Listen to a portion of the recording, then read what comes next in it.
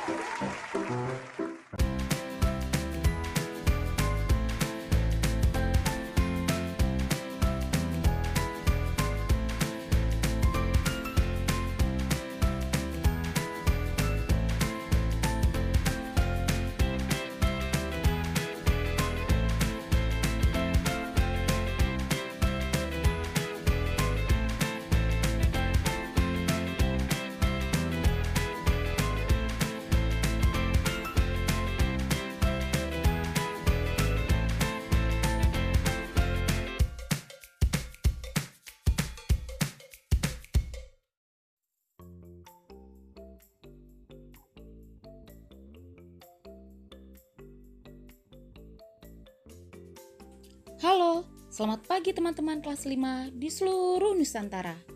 Senang bisa berjumpa lagi dengan kalian. Sebentar, Kalisa atur nafas dulu ya. Pagi ini Kak Lisa sudah 50 kali hitungan lompat tali. Bagaimana dengan kalian? Sudahkah kalian berolahraga? Kalau belum, yuk regangkan otot-otot kita terlebih dahulu.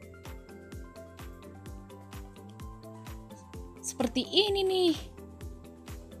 Kedua tangan diangkat ke atas, lalu ke kiri, ke kanan. Lakukan masing-masing dalam 10 hitungan. Sebelum mulai pelajaran kita pagi ini, kita berdoa terlebih dahulu yuk. Berdoa dimulai.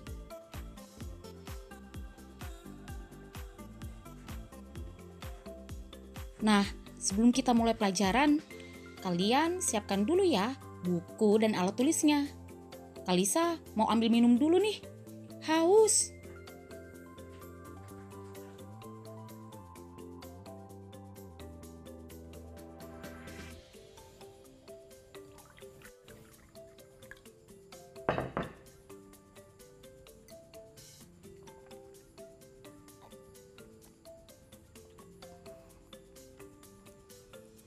Teman-teman, hari ini Kak Lisa akan menceritakan sejarah Indonesia. Khususnya tentang awal kedatangan penjajah ke Indonesia. Nah, kalian mau dengar gimana ceritanya? Sebelum itu, kita sama-sama simak yang berikut ini yuk. Ayo membaca. Coba teman-teman perhatikan gambar pada sampul bacaan ini. Alat transportasi apa yang digunakan oleh orang-orang pada gambar sampul bacaan ini? Kemudian, apakah yang sedang dilakukan dua orang yang tidak berseragam? Silakan tulis jawabannya ya di buku kalian masing-masing. Teman-teman tahu tidak? Dulu di awal tahun 1500-an, berkembangnya teknologi maritim di Eropa semakin mendorong negara-negara Eropa untuk melakukan pelayaran. Pelayaran-pelayaran yang mereka lakukan bertujuan untuk mendapatkan daerah baru dengan hasil bumi rempah-rempah. Awalnya sih mereka datang hanya untuk hubungan perdagangan. Namun akhirnya banyak yang melakukan penguasaan wilayah dan penjajahan. Kalian mau tahu bangsa apa saja yang pernah datang dan menduduki Indonesia. Bangsa pertama yang datang ke Indonesia adalah bangsa Portugis pada tahun 1512 di Maluku. Kedatangan mereka dipimpin oleh Alfonso de Albuquerque. Alasan kedatangan mereka adalah karena ingin memenuhi kebutuhan rempah-rempah yang tinggi dan mendapatkan rempah langsung dari sumbernya. Kemudian mereka akhirnya ingin mendominasi perdagangan laut Nusantara. 4 negara itu adalah Belanda, Inggris, Perancis, dan terakhir adalah Jepang, negara di Asia yang menduduki Indonesia selama 3,5 tahun hingga Indonesia merdeka.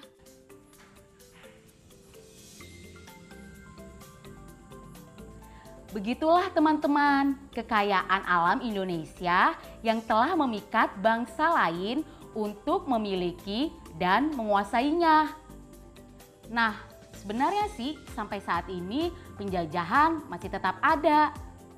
Baik yang menimbulkan peperangan bersenjata maupun tidak. Hah? Gawat dong Kak, jadi kita masih dijajah. Kak, cepetan Kak telepon Papa Kak. Sini duduk dengerin dulu. Maksudnya bukan peperangan yang menggunakan senjata ya. Maksudnya gimana Kak? Nah, misalnya kalau kamu lebih bangga berbahasa asing daripada bahasa Indonesia, itu tandanya kita masih terjajah. Nah, terus kalau misalnya anak muda lebih gemar menikmati budaya asing, seperti contohnya lagu asing, melebihi seni budaya Indonesia yang sangat kaya, itu tandanya kita juga masih tetap terjajah. Oh gitu ya Kak. Aku kayak gitu nggak ya?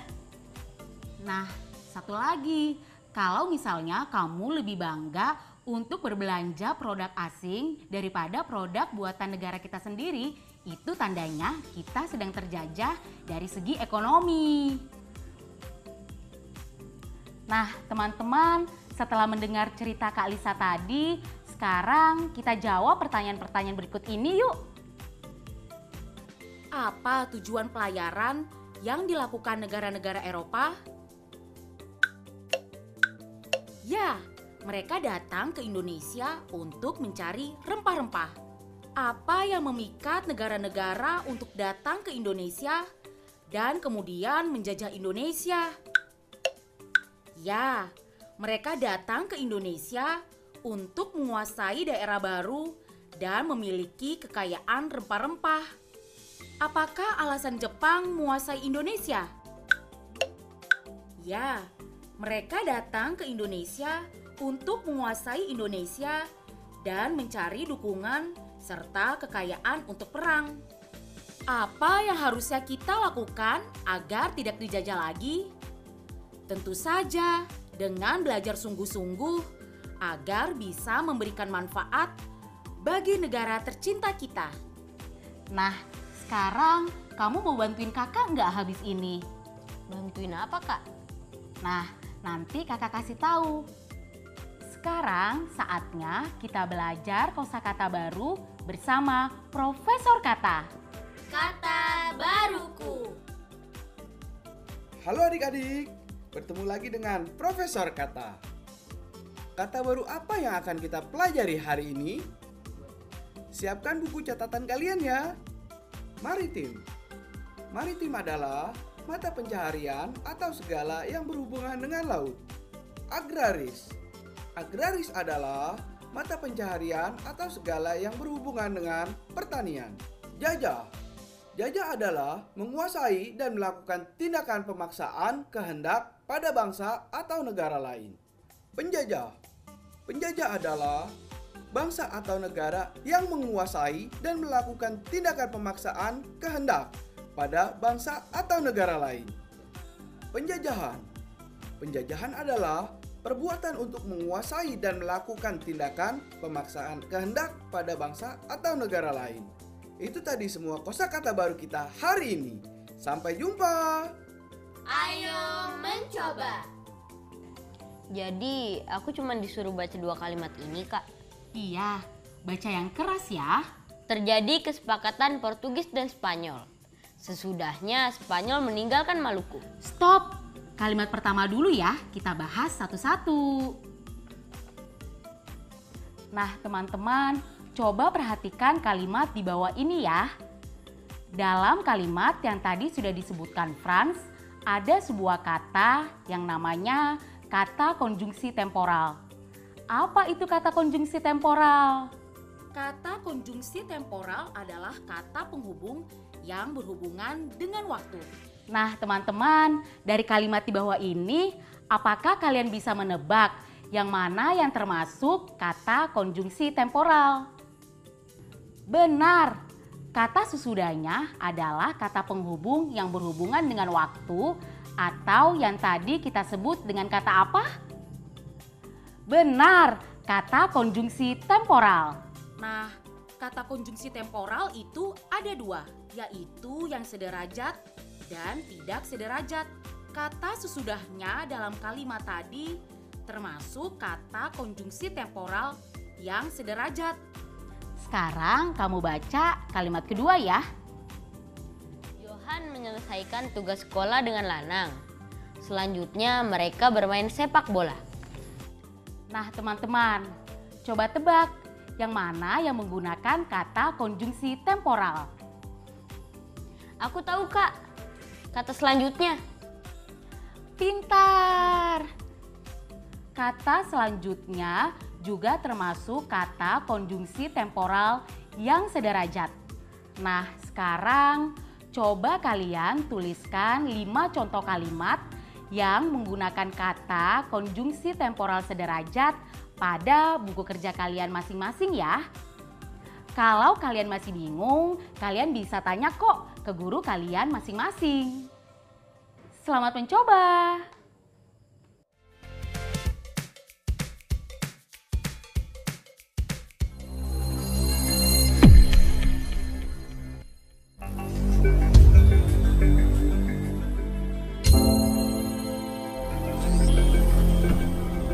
Aku kangen sekolah. Aku kangen Bapak Ibu guru. Aku rindu kawan-kawanku.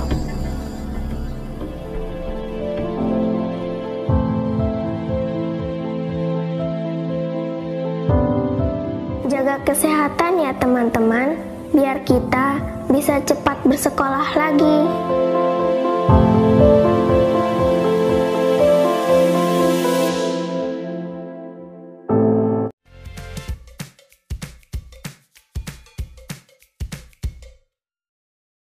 Ayo mengira. Perhatikan gambar berikut ini. Satu simbol atau gambar orang ini mewakili 20 orang. Nah, berikut ini adalah data perkiraan banyaknya pengunjung perpustakaan di hari Kamis dan Jumat. Kira-kira berapa orangkah yang datang pada hari Kamis dan hari Jumat? Kalian pasti bisa menjawabnya dengan mudah. Caranya, kalian tinggal lihat berapa simbol orang yang ada, lalu kalikan dengan 20. Seperti ini. Di hari Kamis ada 6 1/2 gambar orang. Maka 6 1/2 kali 20 sama dengan 13/2 kali 20 sama dengan 130. Jadi pengunjung perpustakaan pada hari Kamis adalah 130 orang. Gampang kan? Lakukan cara yang sama untuk menghitung jumlah pengunjung di hari Jumat ya. Kemudian tulis jawabannya di buku kalian masing-masing. Ayo menyimak. Masuk.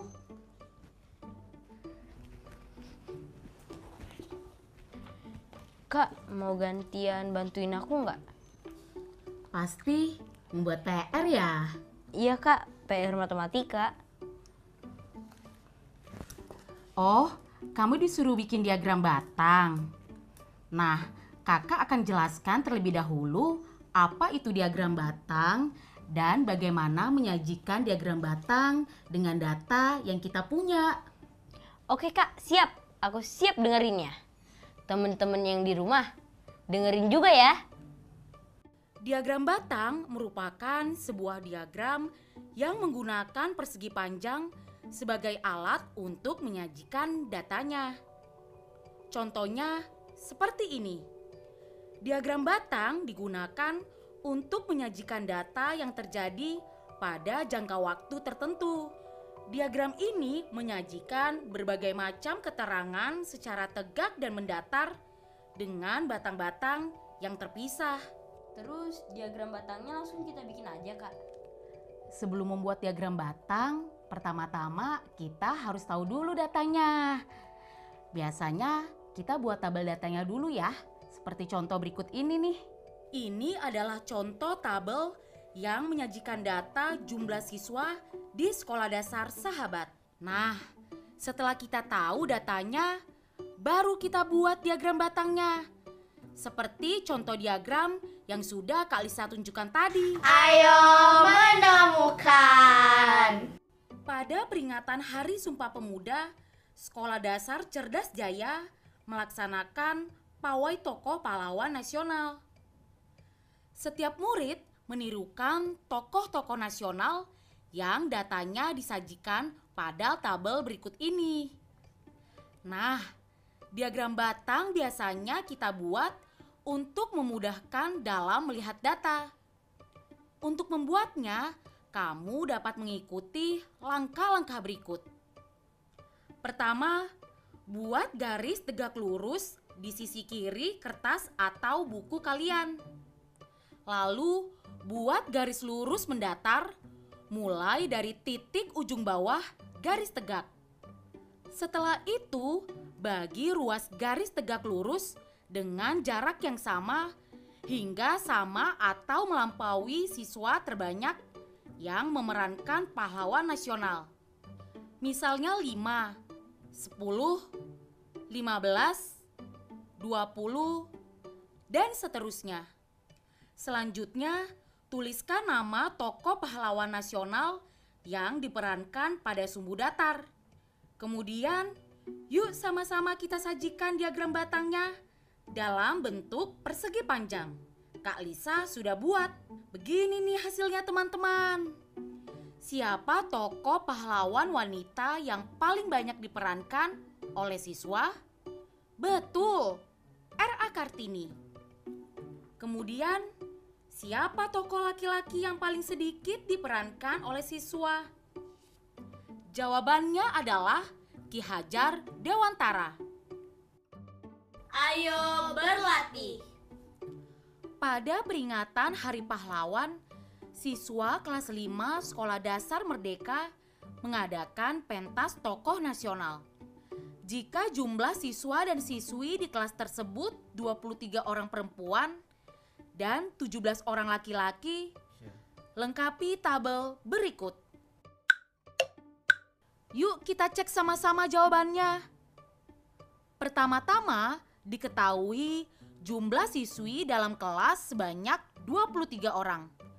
Jumlah siswa dalam kelas ada 17 orang.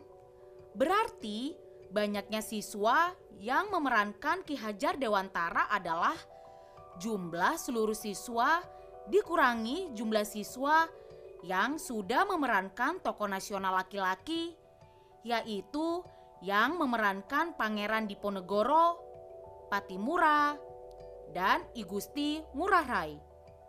Berarti 17 dikurang 13 sama dengan 4. Banyaknya siswi yang memerankan Martha Christina Tiahahu adalah jumlah seluruh siswi dalam kelas dikurangi jumlah siswi yang sudah memerankan tokoh pahlawan perempuan, yaitu R.A. Kartini dan Rasuna Said.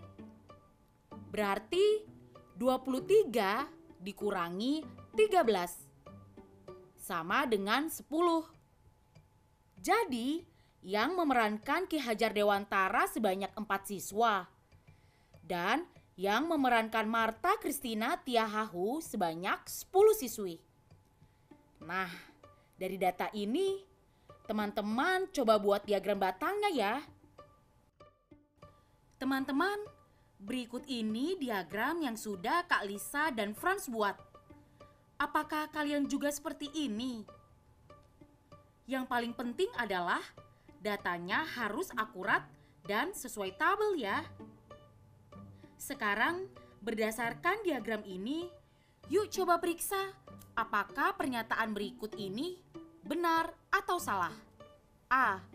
Siswa lebih banyak memerankan Pangeran Diponegoro daripada Ki Hajar Dewantara.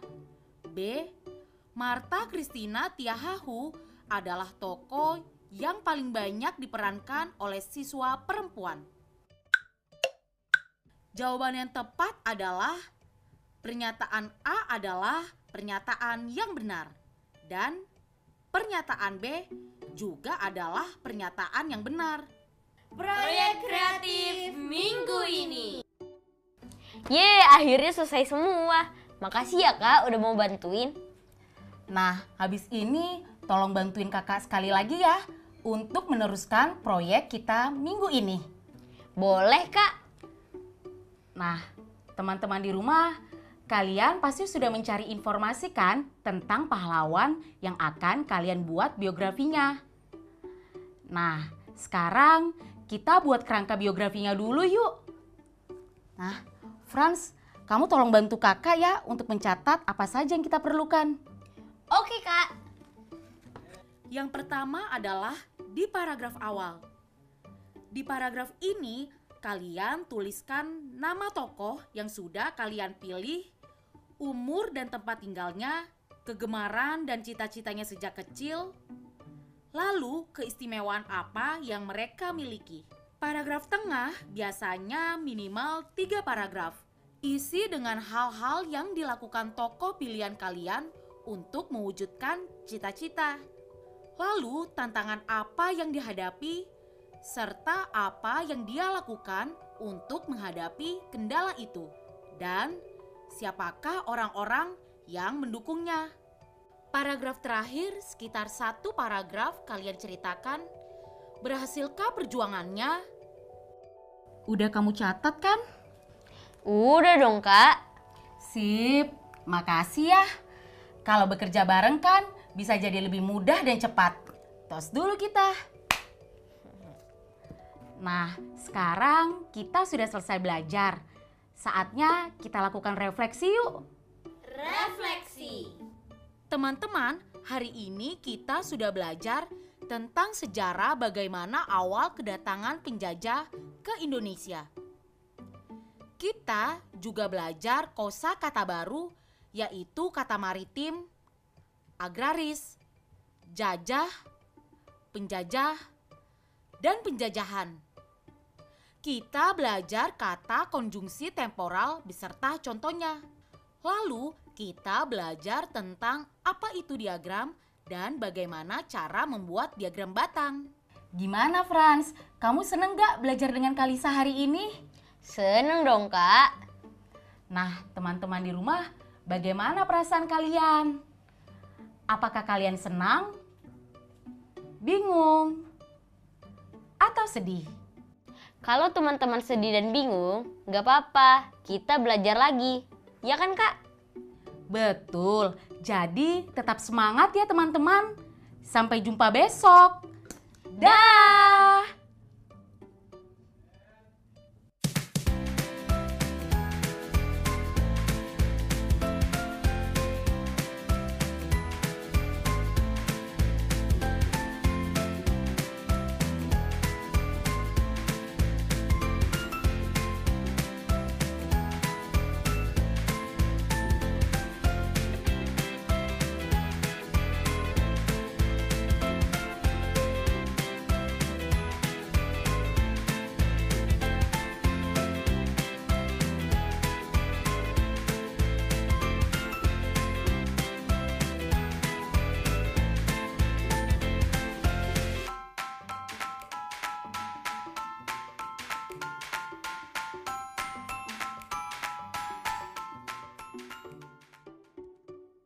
Sekarang tetap belajar dari rumah ya teman-teman. Jaga jarak, rajin cuci tangan, dan pakai masker agar kita mencegah penyebaran COVID-19. Sampai jumpa.